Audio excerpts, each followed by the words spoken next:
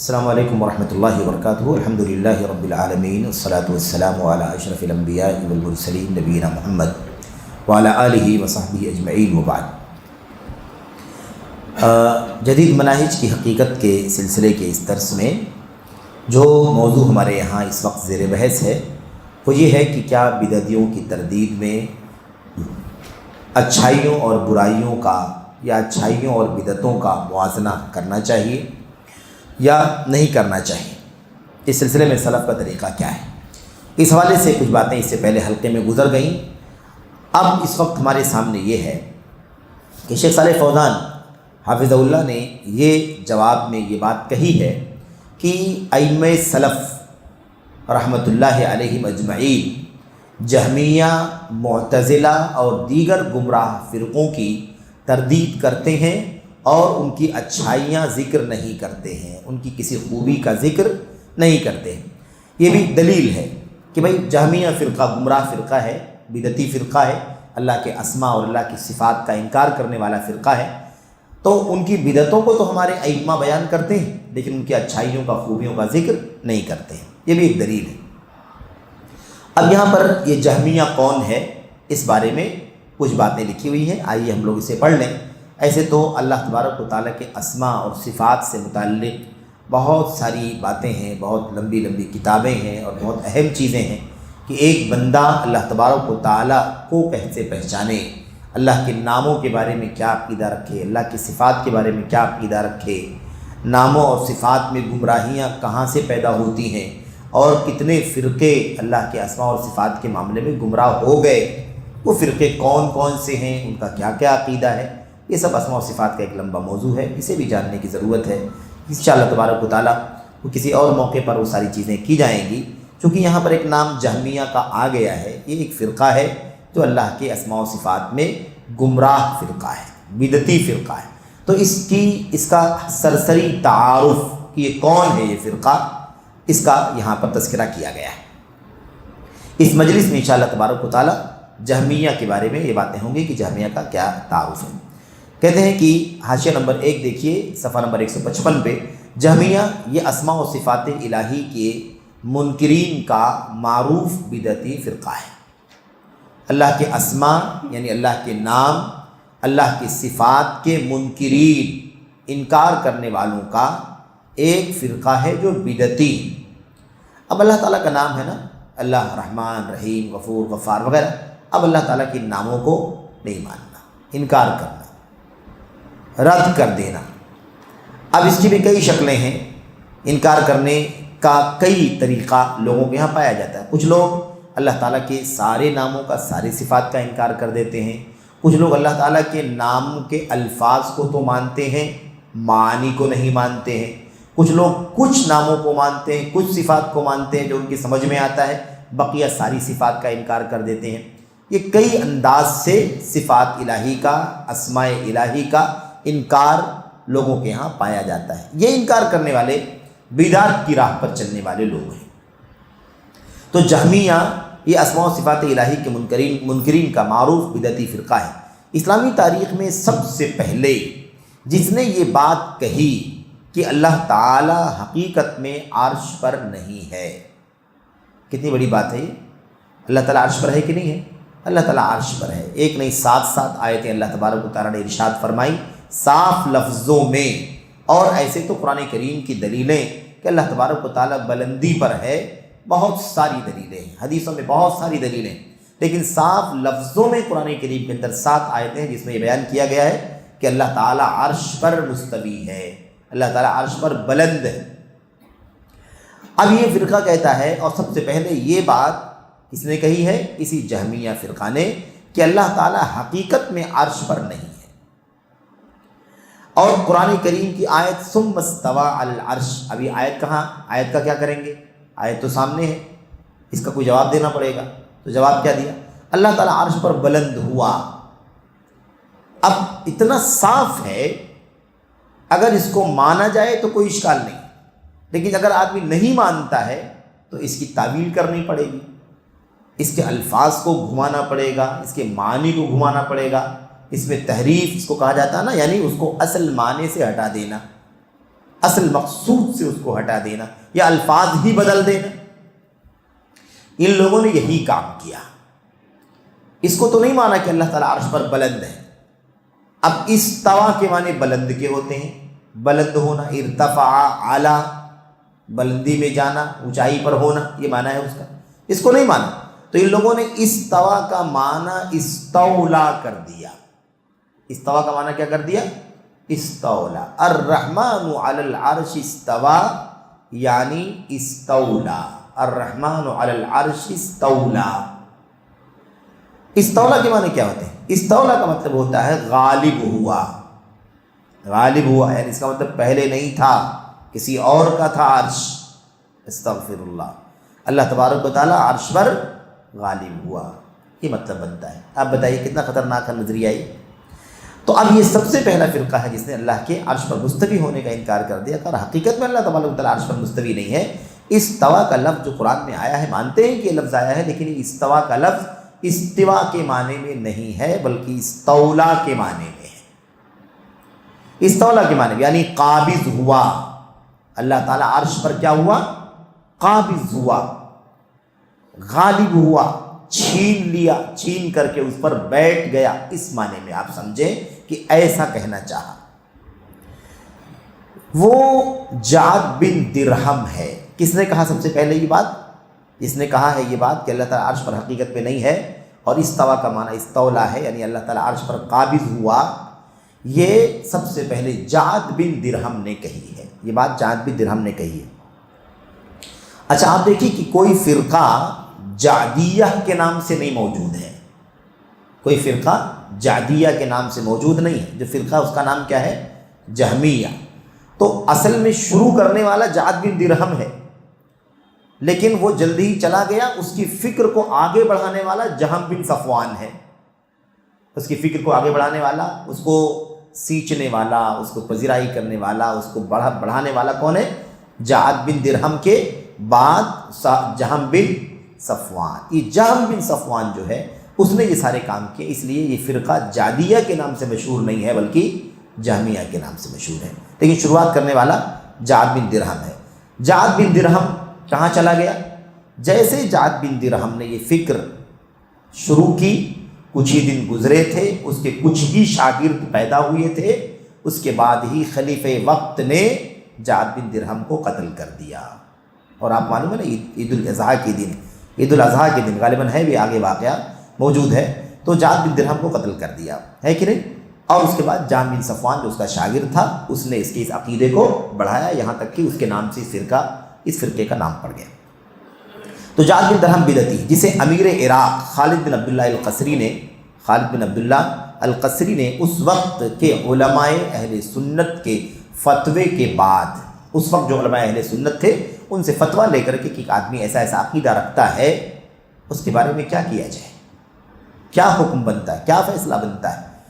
اہل سنت کے فتوے کے بعد واسط میں، واسط جگہ کا نام ہے، عید الاضحیٰ کی نماز کے بعد سن 118 ہجری میں قتل کر دیا، 118 ہجری میں قتل کر دیا۔ انکار صفات کا یہ عقیدہ جعد بن درہم سے اس کے شاگرد جہم بن صفوان سمرقندی نے حاصل کیا، اس کے شاگرد جہم بن صفوان سمرقندی نے حاصل کیا۔ اچھا آپ یہ بھی سوچتے ہوں گے، اور یہ بات بھی آگے آ رہی مستقل سوال کی شکل میں، کہ ان سب فرقوں کو جاننا، جہمیہ کو پڑھنا، جعد بن درہم کو جاننا، جہم بن صفوان کو جاننا، ابو الحسن اشعری کو جاننا، ابو منصور ماتریدی کو جاننا، اور ابن کلاب کو جاننا، کرام کی فرقے کرام، ان سب لوگوں کو آج پڑھنے کی، اس کو جاننے کی کیا ضرورت ہے؟ یہ لوگ تو تھے کسی زمانے میں، اب تو سب ان کی موتیں ہو گئیں، ان کا پتہ لتا نہیں ہے، تو کیا ضرورت ہے پڑھنے کی؟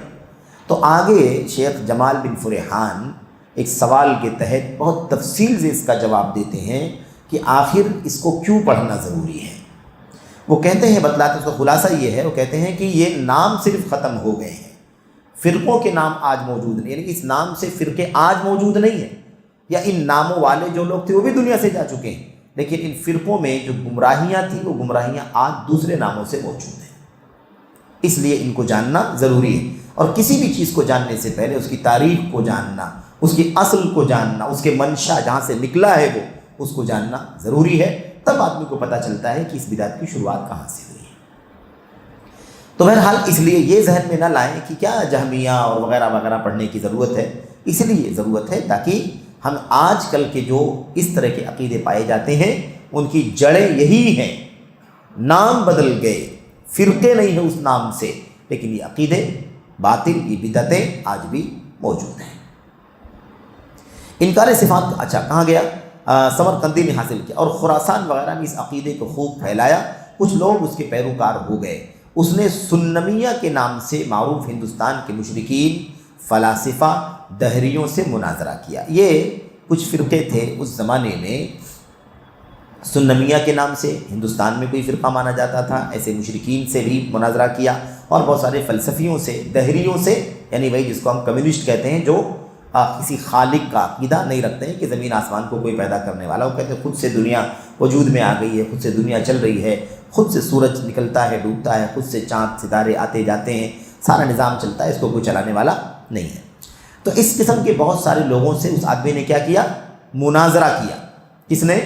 جہم بن صفوان نے مناظرہ کیا اور شکست کھا گیا، ہار گیا ان لوگوں سے، شکست کھا گیا۔ اس طور پر ہار گیا کہ انہوں نے اس سے کہا، یعنی ہندوستان کے سنمیہ نے، مشرکوں نے، دہریوں نے، ہے نا، ان لوگوں نے کیا کہا جہم بن صفوان سے؟ تم اپنے جس گمراہی کہاں سے آئی؟ جہم بن صفوان نے اس گمراہی کو کہاں سے لیا اور کیسے اسی کو آگے بڑھایا، کیسے بھٹک گیا، یہ اصل چیز یہاں پر بیان کر رہے ہیں۔ ان لوگوں نے مناظرے میں اس سے یہ سوال کیا جہم بن صفوان سے، تم اپنے جس رب کی عبادت کرتے ہو کیا وہ دکھائی دیتا ہے؟ تم اپنے جس رب کی عبادت کرتے ہو کیا وہ دکھائی دیتا ہے؟ یعنی نظر میں آتا ہے؟ کیا وہ سونگھا جا سکتا ہے؟ ناک میں آتا ہے؟ یعنی نگاہوں میں آنا دکھائی دے گا، اور سونگھا جائے گا تو ناک کی صلاحیت استعمال ہوگی اس کے پیچھے کہ بھائی آدمی وہ سونگھے جانے والی چیز، یا چکھا جا سکتا ہے اس کو زبان، یا چھوا جا سکتا ہے، ٹچ کر سکتے ہیں اس کو؟ اس نے کہا نہیں۔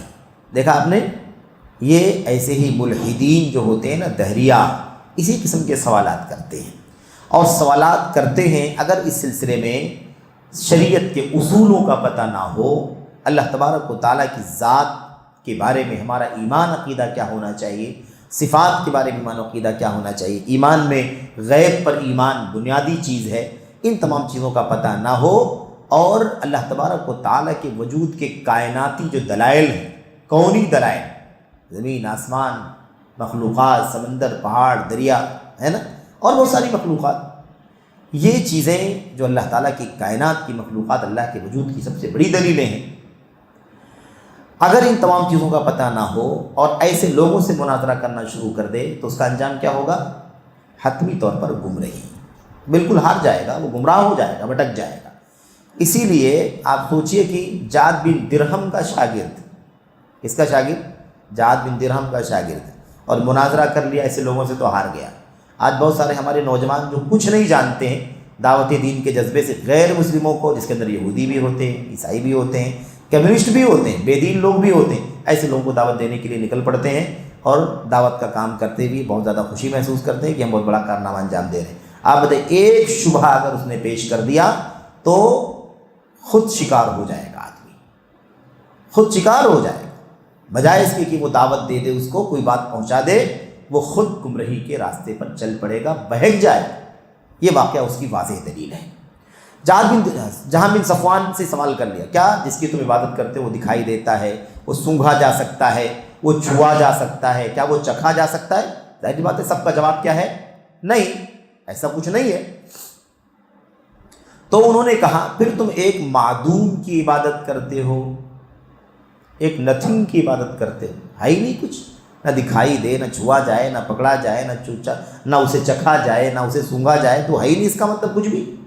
اس کا مطلب تم کس کی عبادت کر رہے ہو؟ لا شیء، معدوم، ہے ہی نہیں، وجود ہی نہیں کسی چیز کا جس کی تم عبادت کرتے ہو۔ معدوم یعنی غیر موجود، کوئی چیز ہے ہی نہیں، اس کی تم عبادت کرتے ہو۔ چنانچہ وہ رب تعالیٰ کے بارے میں شک میں پڑ گیا، کہ ارے بات تو صحیح ہے، عبادت کرتے ہیں اللہ تعالیٰ، رب معبود کہتے ہیں، لیکن وہ ہے ہی نہیں، نہ دکھائی دے، نہ سنائی دے، نہ دیکھا جائے، نہ چھوا جائے، نہ چکھا جائے، نہ سونگھا جائے، تو معدوم ہے، اس طرح سے شبہ ڈال دیا، ایک شبہ میں ڈال دیا اسے، شک میں پڑ گیا، اور شک میں پڑ گیا تو کیا ہوا؟ فوراً شک کا اثر بھی ہوگا، 40 دن تک نماز نہیں پڑھی۔ اب ہے ہی نہیں کوئی تو پھر کس کے لیے نماز؟ دیکھا آپ نے، معدوم ہے، کس کے لیے نماز؟ اچھا 40 دن تک نماز پڑھی، نہ کوئی اور عبادت کیا، سب چھٹی، کچھ نہیں، نماز بھی نہیں، کوئی عبادت بھی نہیں، کیونکہ پہچان میں وہ کوئی معبود ہے ہی نہیں۔ بالآخر اس کا دل معبود حقیقی سے خالی ہو گیا، دل سے بھی نکل گیا۔ اب مسئلہ ایمان کا ہے، ایمان کا ہے۔ ایمان کسے کہتے ہیں؟ ایمان کہتے ہیں یقین کرنے کو۔ یقین کرنے کے لیے دکھائی دینا ضروری نہیں۔ کس نے کہا کہ دکھائی دے گا تو ہی یقین کریں گے؟ کس نے کہا یقین دکھائی دے گا تو ہی تصدیق کریں گے، تو ہی جنون مانیں گے؟ پھر اگر ایسے ہی ہے تو پھر ایمان کا لفظ شریعت میں نہیں ہونا چاہیے تھا، کیونکہ اللہ تبارک و تعالیٰ بتوں کی طرح سے ہمارے بیچ میں موجود نہیں ہے کہ نہیں؟ اور یہ بات ایک طرف ہم کہہ رہے ہیں کہ اللہ تبارک و تعالیٰ کہاں ہے؟ عرش پر۔ تو عرش پر اللہ تبارک و تعالیٰ، اسے ہم کہاں چھوئیں گے، کہاں اسے دیکھیں گے، کہاں اسے چکیں گے، کہاں اسے ہاتھ لگائیں گے؟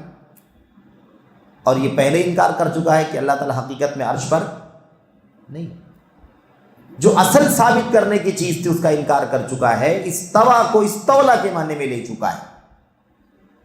اللہ حقیقت میں عرش پر نہیں، اللہ تعالیٰ عرش پر قابض ہو گیا ہے۔ تو قابض وہاں رہ کر کے نہیں کہ اللہ تعالیٰ عرش پر ہے، یہ آپ کا تھا، میں اس پر قابض ہو گیا، وہ کہیں بھی ہو سکتا ہے۔ سمجھ رہے ہیں نا؟ تو یہ گمراہی اسماء و صفات کے سلف کے معنی، سلف کے مطابق اسماء و صفات کے معنی نہ سمجھنے کی وجہ سے گمراہی آئی۔ تو اس کا دل اللہ تبارک و تعالیٰ سے خالی ہو گیا۔ اس کے بعد کیا ہو گیا؟ معبود حقیقی سے خالی ہو گیا۔ تو شیطان نے اس کے دل میں ایک عقیدہ ڈالا۔ دیکھیے شیطان تو کھڑا ہے، تیار ہے، آپ ہمارے پیچھے لگا ہوا ہے، بالکل لگا ہوا ہے، جہاں موقع پائے گا فوراً اپنا کام کرے گا۔ بہرحال شیطان نے اس کے دل میں ایک عقیدہ ڈالا کہ اللہ تعالیٰ محض ایک مطلق وجود کا نام ہے۔ مطلق وجود یعنی ایک آزاد وجود ہے، دل کے اندر شیطان نے ڈالا۔ ایسے تو ان کی باتوں سے سمجھ میں آیا کہ عدم ہے، وجود ہے ہی نہیں، لیکن شیطان نے کہا، جی وسوسہ ڈالا، شبہ ڈالا کہ نہیں، اللہ تبارک و تعالیٰ کا وجود ہے، لیکن ایک جنرل وجود ہے کہیں کوئی، لیکن وہ کون ہے، کہاں ہے، کیا صفات ہیں، کیا خوبیاں ہیں، کیا نام ہے، کیا قدرت ہے، اس بارے میں گمراہ کیا۔ مطلق وجود کا نام ہے، اس لیے اس نے مطلق وجود تسلیم کر لیا، یعنی ایسے دل میں جب بات ڈال دیا تو مان لیا کہ ہاں ہے، اللہ تبارک و تعالیٰ کہیں نہ کہیں ایک عام وجود ہے، اور تمام اسماء و صفات کا انکار کر دیا۔ مطلق وجود کا مطلب ہی یہی ہے کہ کوئی چیز ہے، کہیں موجود ہے، لیکن اس کے نام کیا کیا ہے، ان کی صفات کیا کیا ہے، اس کی خوبیاں کیا کیا ہے، اس کی طاقت کیا کیا ہے، اس کی عظمت کیا کیا ہے، ان سب سے خالی ایک جنرل کوئی چیز موجود ہے، بس خوبیاں ہوں، صفات ہوں، نام ہو، عظمت ہو، طاقت ہو، اس کا کچھ بھی عقیدہ نہیں۔ یہ جہم بن صفوان ہے۔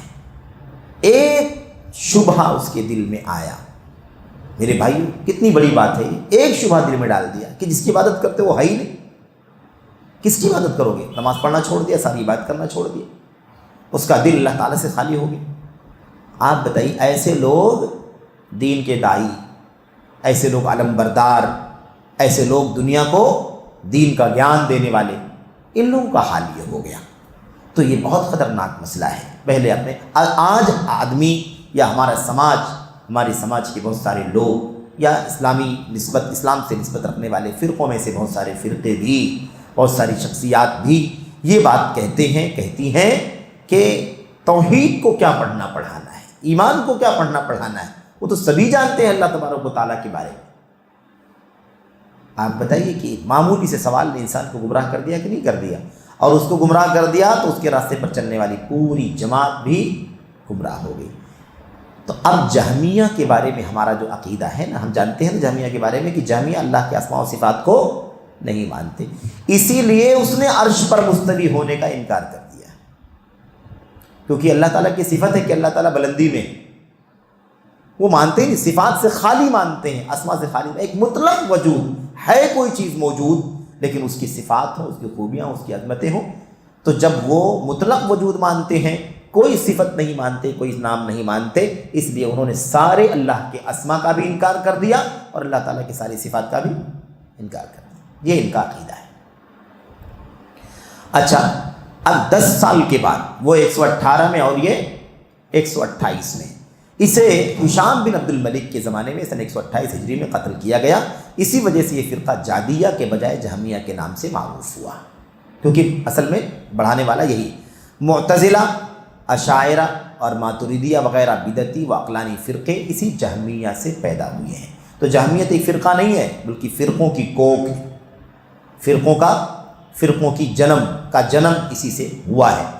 اب ان لوگوں نے تو کہا کہ ایک مطلق وجود ہے، کوئی صفت نہیں، کوئی نام نہیں، کوئی عظمت نہیں، کوئی خوبی نہیں، خوبیوں سے، صفات سے خالی ایک مطلق وجود ہے۔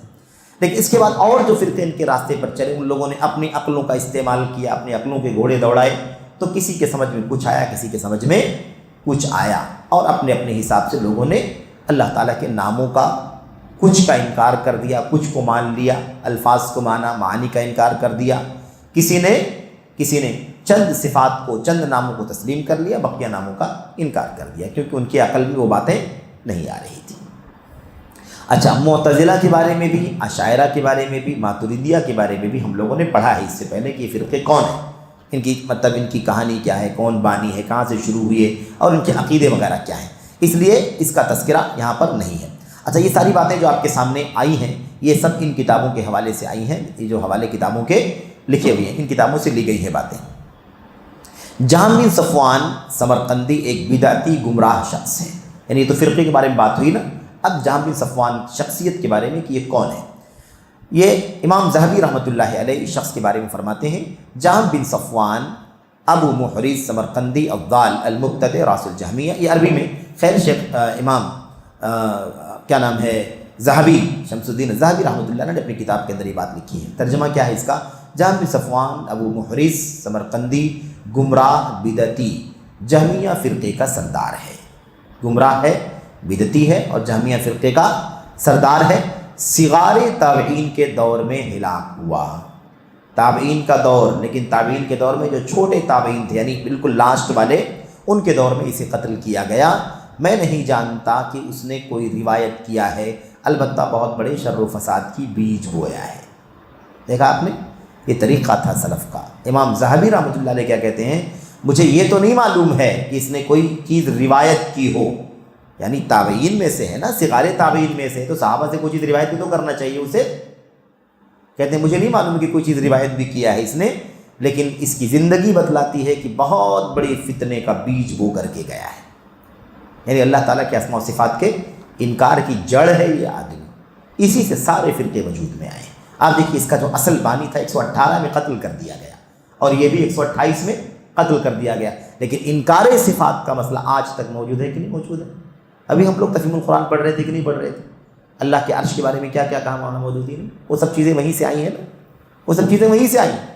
تو یہ جو ہے نا، اللہ تبارک و تعالیٰ کے اسماء و صفات کے بارے میں عقل کا استعمال کرنا اور اسی کو بنیاد بنا کر کے فیصلہ کر لینا، ظاہر سی بات ہے کہ انسان کو گمراہی کے راستے پر ڈال دیتا ہے۔ اسی لیے جہمیہ کا بھی وجود، اسی لیے معتزلہ کا بھی وجود ہوا، اور اسی طرح سے اشاعرہ کا بھی وجود ہوا، ماتریدیہ کا بھی وجود ہوا۔ یہ سارے فرقے اسی راستے پر چل رہے ہیں۔ جہمیہ کی چند نمایاں بدعات یہ ہیں، اس فرقے کے بارے میں چند باتیں وضاحت کے ساتھ۔ نمبر 1، اللہ تعالیٰ کی تمام اسماء و صفات کا انکار، استغفر اللہ۔ اچھا، اب آپ بتائیے کہ یہ عقیدہ کہاں سے لیا؟ یہ عقیدہ ہندوستان کے سنمیہ سے، دہریوں سے، مشرکین سے لیا۔ مناظرہ کیا، ہار گئے، یہ جیت گئے، یہی عقیدہ ان کے ہاں گیا، شبہ ڈال دیا۔ تو اب اسی لیے معدوم کی عبادت کرتے ہو۔ کس کی عبادت کرتے ہو؟ معدوم کی۔ ایک مطلق وجود ہے، معدوم ہے، لیکن شیطان نے کیا سمجھایا کہ ایک مطلق وجود ہے، بغیر صفات کے، بغیر خوبیوں کے، بغیر قدرت کے، بغیر نام کے۔ اس لیے سارے ناموں کا، ساری صفات کا انکار۔ اللہ تعالیٰ کی کتنی صفات ہیں آپ بتائیے، کتنے نام اللہ تبارک، ان سب کا انکار، یہ ان کا عقیدہ ہے۔ نمبر 2، قرآن کریم مخلوق ہے، اللہ کا کلام نہیں ہے۔ استغفر اللہ، قرآن کریم اللہ کا کلام نہیں ہے، مخلوق ہے، یہ کہا جہمیہ کا عقیدہ یہ ہے۔ نمبر 3، ایمان، عمل ایمان میں داخل نہیں ہے، ایمان میں عمل داخل نہیں ہے۔ لا الہ الا اللہ محمد الرسول اللہ کلمہ پڑھ لو، عمل کرنے کی ضرورت نہیں ہے، یا عمل کبھی کیا کبھی نہیں کیا کوئی فرق نہیں پڑے گا۔ اصل میں یہ مستقل عقیدہ تو مرجیہ کا ہے، مستقل طور پر یہ عقیدہ مرجیہ کا ہے۔ مرجیہ کے معنی ہوتے ہیں دور کرنے والا، دیر کرنے والا، یا دوری پیدا کرنے والا۔ تو چونکہ یہ لوگ عمل کو ایمان سے دور کر دیتے ہیں، عمل کو ایمان سے دور کر دیتے ہیں کہ عمل کی ضرورت ایمان میں نہیں۔ کہتے ہیں کہ ایک آدمی کا کلمہ توحید کا، ایمان کا اگر درست ہے تو پھر عمل کرے نہ کرے، اچھا کرے برا کرے، کوئی فرق نہیں پڑے گا۔ دلیل کیا ہے؟ دلیل الٹا کر کے ہے۔ کہتے ہیں اگر ایک آدمی ساری نیکیاں کرتا رہے، اس کا ایمان صحیح نہ ہو تو وہ عمل قبول ہوگا؟ نہیں ہوگا۔ تو کہتے ہیں ایمان کے بگڑنے کے ساتھ، عقیدے کے فساد کے ساتھ ساری نیکیاں بیکار ہو جاتی ہیں، کوئی کام نہیں آتی ہیں۔ تو اگر ایمان صحیح ہو تو کوئی گناہ نقصان نہیں پہنچائے گا۔ یہ ان کی دلیل ہے، یہ ان کی دلیل، اور دونوں بنیاد غلط ہے، بات بھی غلط، دلیل بھی غلط۔ ایمان کے اندر عمل شامل ہے، ایمان کے اندر عمل شامل ہے، ایمان کے ساتھ ساتھ عمل ہے، اور ایمان کے اندر عمل ہے۔ باب، امام بخاری نے باب قائم کیا اس بات کا بیان کہ نماز ایمان کا حصہ ہے، اس بات کا بیان کہ روزہ ایمان میں، اس بات کا بیان کہ زکوٰۃ ایمان میں، اس بات کا بیان کہ جہاد ایمان، یہ سارے اعمال ایمان کے اندر ہے کہ نہیں؟ ایمان، ایمان کے اندر ہے۔ اور ایسے بھی ایمان کے ساتھ عمل ضروری ہے نجات کے لیے۔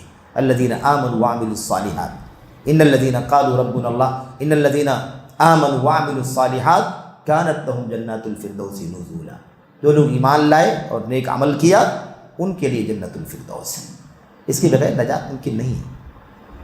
تو قرآن کریم مخلوق ہے، اللہ کا کلام نہیں ہے، عمل ایمان میں داخل نہیں ہے، یہ بھی ان کا عقیدہ ہے، لہٰذا یہ مرجیہ بھی ہے، یعنی مرجیہ کا عقیدہ بھی ان کے اندر پایا جاتا ہے، ورنہ مستقل ایک فرقہ ہے مرجیہ جو عمل کو ایمان سے دور کر دیتا ہے۔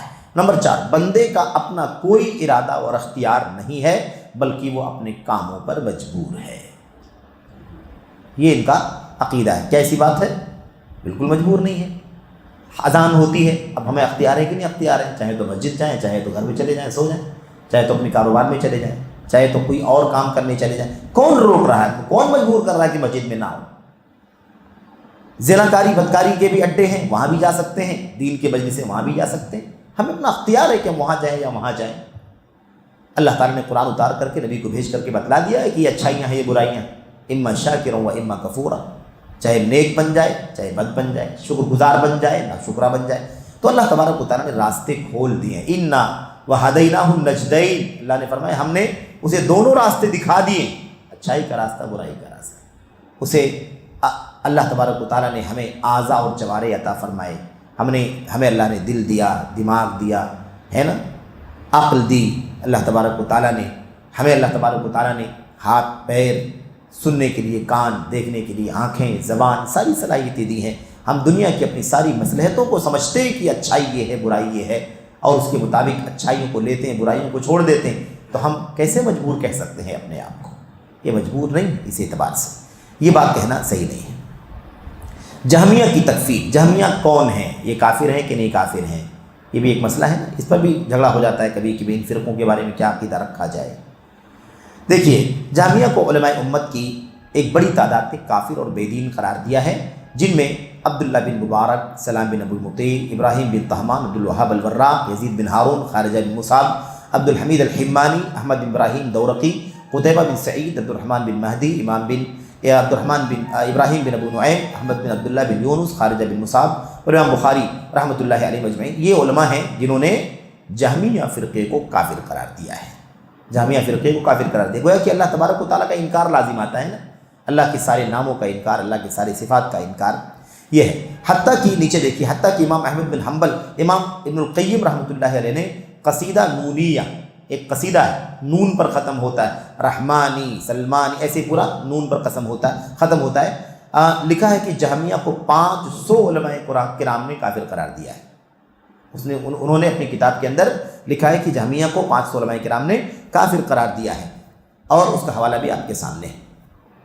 آخری بات صفحہ نمبر 158 پر جہمیہ کی بدعات اور ان کی شبہات اور تلبیس کاریوں کی تردید میں ائمہ سلف کی چند اہم اور بنیادی کتابیں ہیں، یہ بطور مثال ذکر کر دی گئی ہیں تاکہ پتہ چلے کہ جہمیہ کا عقیدہ جاننے کے لیے ہمیں کون سی کتابیں پڑھنی چاہیے۔ علماء نے کتنی کتابیں لکھی ہیں تاکہ امت کو آگاہ کرے کہ جہمیہ کی بدعتیں، جہمیہ کی بدعات یہ ہیں، ان سے لوگ دور رہیں ورنہ وہ بھی گمراہ ہو جائیں۔ یہ کتابوں کے نام ہے الرد علی الجہمیہ والزنادقہ، امام احمد بن حنبل رحمۃ اللہ علیہ کی کتاب ہے۔ الاختلاف فی اللفظ والرد علی الجہمیہ والمشبہہ، یہ عبداللہ بن مسلم بن قتیبہ دینوری کی کتاب ہے۔ ایسے الرد علی الجہمیہ عثمان بن سعید الدارمی کی کتاب ہے۔ ایسے ہی الرد علی الجہمیہ کے نام سے ابن مندہ کی کتاب ہے۔ ایسے بیان و تلبیس الجہمیہ فی تأسیس بدعہم الکلامیہ، امام ابن تیمیہ رحمۃ اللہ علیہ کی کتاب ہے۔ ایسے ہی الصواعق المرسلہ فی الرد علی الجہمیہ والمعطلہ، امام ابن قیم رحمۃ اللہ علیہ کی کتاب ہے۔ تو یہ کتابیں بھی چند ہیں جس سے معلوم پڑتا ہے کہ علماء امت نے جہمیہ کی بدعات کو دنیا کے سامنے واضح کرنے کے لیے بہت ساری کتابیں لکھی ہیں اور دلائل پیش کیے ہیں کہ یہ بدعتی فرقہ ہے، اور 500 علماء کرام نے تو ان کو دین اسلام سے خارج قرار دیا ہے۔ تو گویا کہ ان کی بدعت فسق والی بدعت نہیں ہے بلکہ کفر والی بدعت ہے۔ تب تو 500 علماء میرے بھائیوں، تو 500 علماء کا مطلب یہ ہے کہ اب تو یہ متواتر کے درجے سے بہت آگے جا چکا ہے، اکا دکا بات نہیں ہے بلکہ 500 علماء، اور تقریباً 10 علماء کے نام تو ہم لوگوں نے پہلے بھی پڑھا ہے جنہوں نے میرے بھائیوں یا اس فرقے کو کافر قرار دیا ہے۔ تو یہ میرے بھائیوں آج کا یہ سیشن جو تھا وہ اس حوالے سے تھا۔ یہ دوسرا سیشن آگے انشاءاللہ تبارک و تعالیٰ مزید وہ ساری باتیں آنے والی ہیں جس میں اہل بدعت کے ساتھ رویہ سلف کا کیا ہے اور ان کی بدعتوں کو بیان کرنے کے ساتھ کیا موازنے کا طریقہ ہونا چاہیے یا نہیں ہونا چاہیے، مزید باتیں اس حوالے سے آئیں گی۔ اللہ سے دعا ہے کہ اللہ تعالیٰ ہم اور آپ کو منہج سلف سمجھنے کی، اہل بدعت کے ساتھ امت کے سلف کا موقف کیا رہا ہے، اس کے شواہد، اس کے دلائل اور اس کے حوالوں کو جاننے کی، اور اس کے مطابق اللہ تبارک و تعالیٰ ہمیں عمل کرنے کی توفیق عطا فرمائے۔ آمین رب العالمین، وصلی اللہ وسلم وبارک علی نبینا محمد وعلی آلہ وصحبہ اجمعین۔ السلام علیکم ورحمۃ اللہ وبرکاتہ۔